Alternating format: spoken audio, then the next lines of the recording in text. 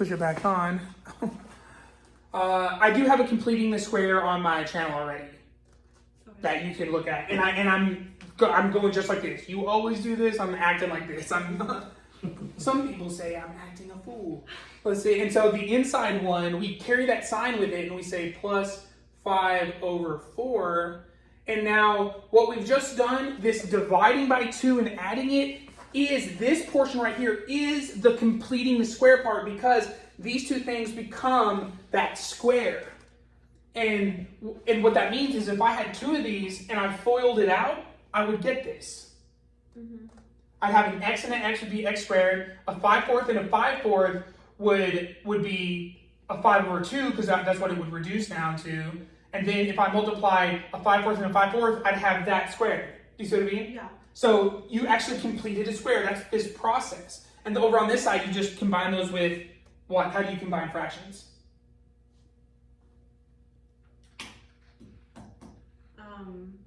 How do you put 2 fractions together? Finding the common denominator? Bam. Okay, so what would the common denominator be? 2? No. 4. What? 2. Wait, 2, right? Well, you want to add them. So when you have a common denominator, you want both the denominators to be Wait, so... You want both denominators to be the same. You're not reducing, you're making the denominators the same so you can put them together. Okay. And you can't reduce because there's nothing here that can reduce. Okay. Does that make sense? Yeah. It can't get any smaller. So if this one can't get any smaller, this one has to get bigger. Okay. Does that make sense? Because I can't reduce this any lower. Yeah. So there's no way to get a 16 to look like a 2. No. But I can make a 2 look like a 16. Yes. Right. So I just have to find the number that would make it that way. That would make it 16. So what would I multiply by?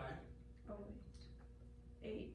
8. 8. And what I do to the bottom, I've got to do to the top of this guy. So, oops.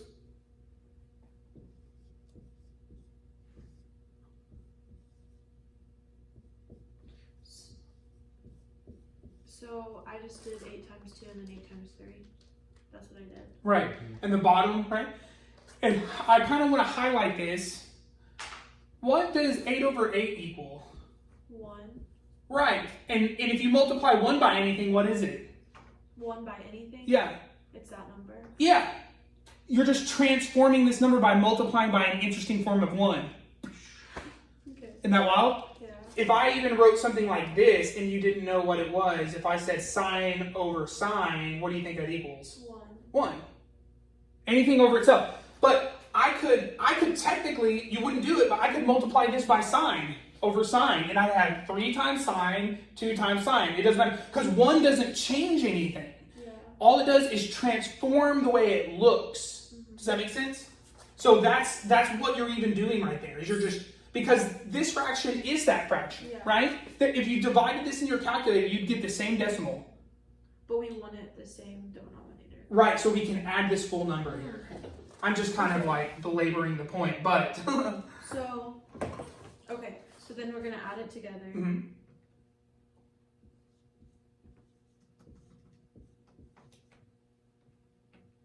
Does it have... Okay, yeah, that's true. Is that what you got? Yeah. Perfect. Okay, now this should actually kind of look familiar. What does that look like to you? Maybe from earlier. Square root. Yeah, it turns into the square root method.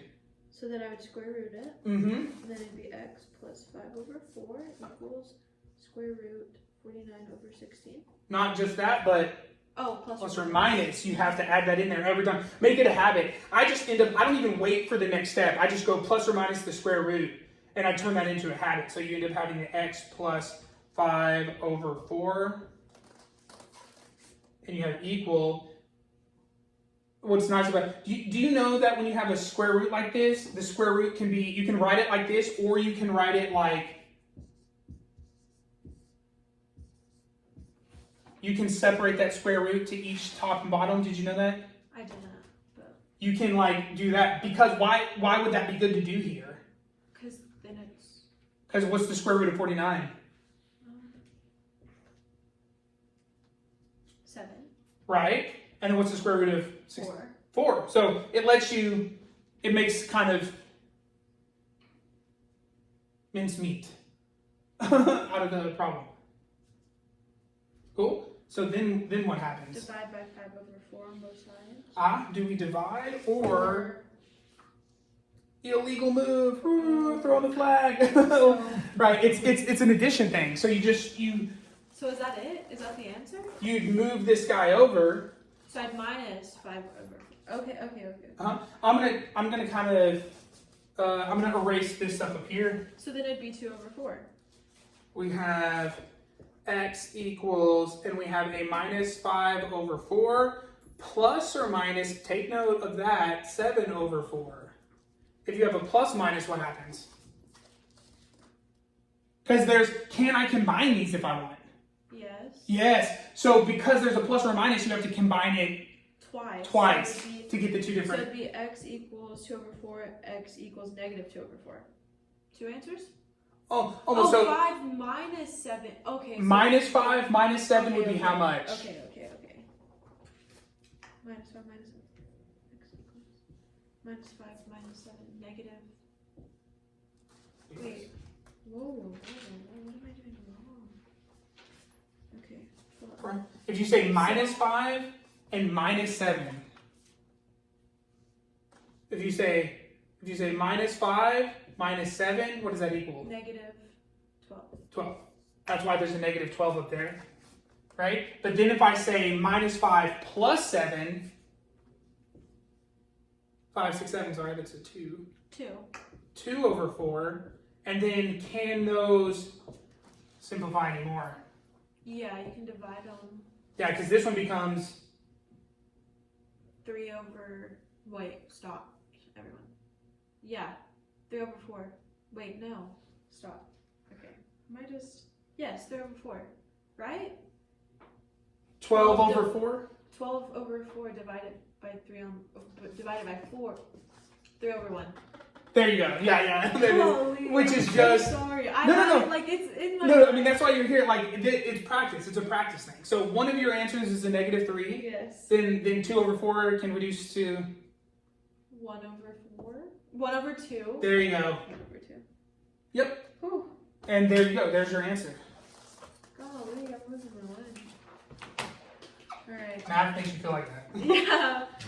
Okay, well, now I have to go to practice now.